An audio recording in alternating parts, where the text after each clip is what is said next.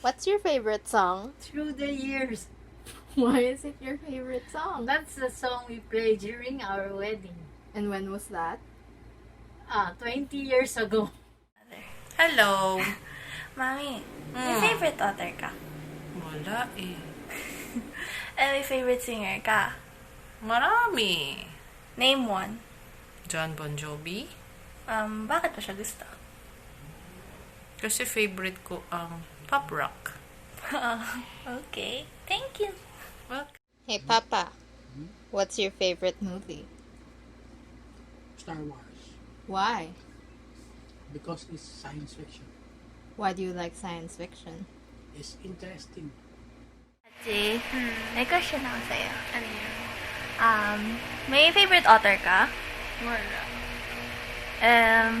Favorite singer? Band? Ganun? Pwede band. Sige. Ben and Ben. Bakit? Magandang kanta eh. Maganda kanta. Okay, thank you. Now on to the main show. Nicomedes Marquez Joaquin, otherwise known as Nick Joaquin, is the national artist of the Philippines for literature. As a child and growing up, he was known to be very elusive and also very shy. As an adult, he used the pseudonym Nick Joaquin.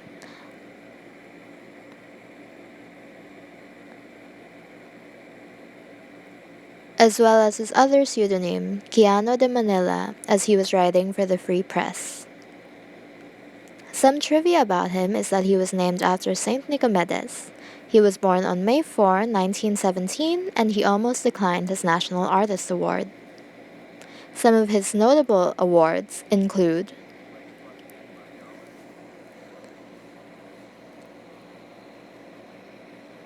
the Carlos Palanca Memorial Awards for Short Story for La Vidal and Doña Jeronimima.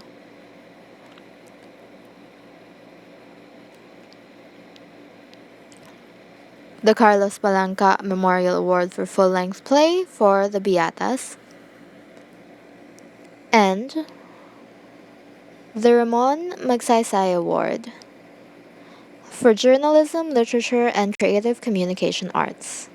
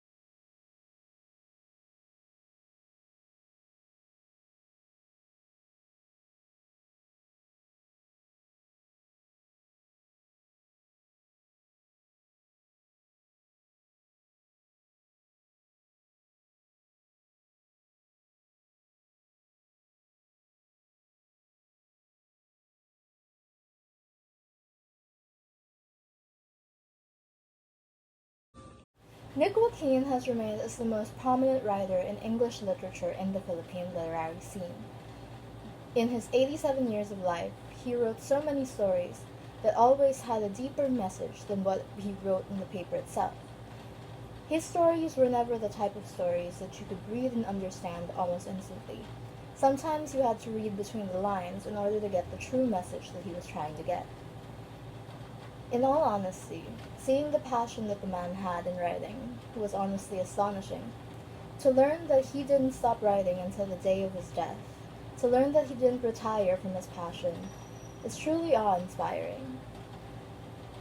For a man to be so in love with the thought of writing, with the thought of sharing his thoughts, with the thought of sharing his opinions on everything, and creating such beautiful stories of the messages he wants to tell the world. It's truly something else. I especially love Nick Joaquin due to the works that I've read, which would be May Day Eve, The Summer Solstice, and Doña Jeronima. Within these three works, he encompasses the value of women. When at the time he wrote them, men would see women of little value. Sometimes they were just side pieces to them, or mere accessories, or someone to take care of the home for them. But to Nick Joaquin, he wrote women in such a lyrical, beautiful, and poetic way that he would allow women of the time to see that they hold more value than what the men wanted them to hold. At the time when men would treat women so below them that they wouldn't even consider them people, Nick Joaquin wrote women in a way that they had freedom, they had enough passion to do what they wanted, and they could stand above men readily. I especially love this due to my inner feminist personality. But aside from that, the way that Nick Joaquin wrote his stories were simply breathtaking in a way.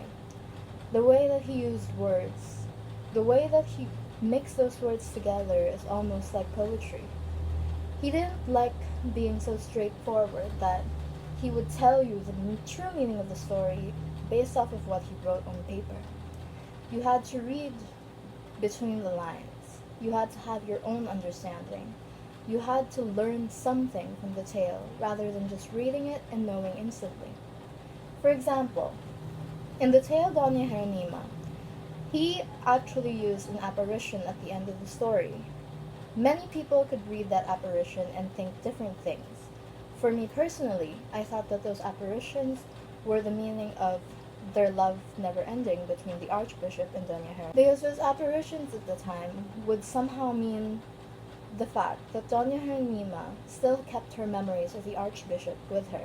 That's why a young man, or the apparition of a young man, would come to visit her cave every night before her death, and how an apparition of a woman would be with the Archbishop before his last living moments. This apparition, for me, would mean true love between the two, as they still had lingering memories of their happier days. However, to others, this apparition may mean something else entirely. That's always the beauty of reading literature. There's never just one solid meaning. Even if the author himself has stated that, oh, this is the meaning of my story. Good literature always has people seeing different meanings. There are different perspectives to each written work. What an author sees may be different from what the reader sees, and what one reader sees may be different from what other readers see. In Nick Joaquin's works, each reader has different views on it. However, most of the readers would truly believe that Nick Joaquin encompasses all of the values of a righteous woman in his tales. Even though women in his time were more conservative, they wouldn't dare talk, they were more traditional, they would see themselves to be below the men. In his works, he showed that the women there slowly learned their value, because women wouldn't be able to just learn their value overnight.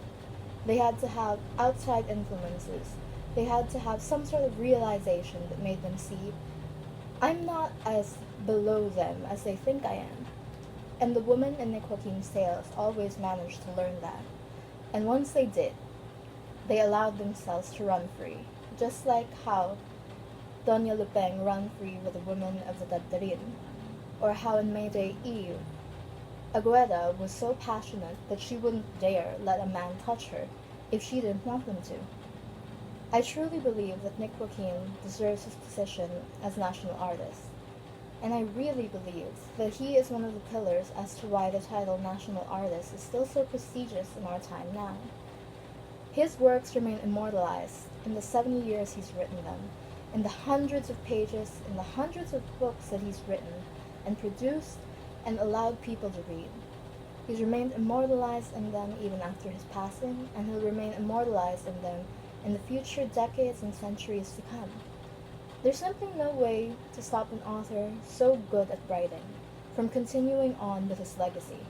The legacy he has made through writing his stories and through sharing his passion, that until his day of death, he still did not try to put his pen down because he so loved what he was doing. To find a passion like that and to share it with the entire world, and to allow messages as great as value of women to share across the world, is truly an inspiring thing, which is why I believe Nick Joaquin to be one of the best writers in our generation, in the past generation, and in the future generations. Thank you!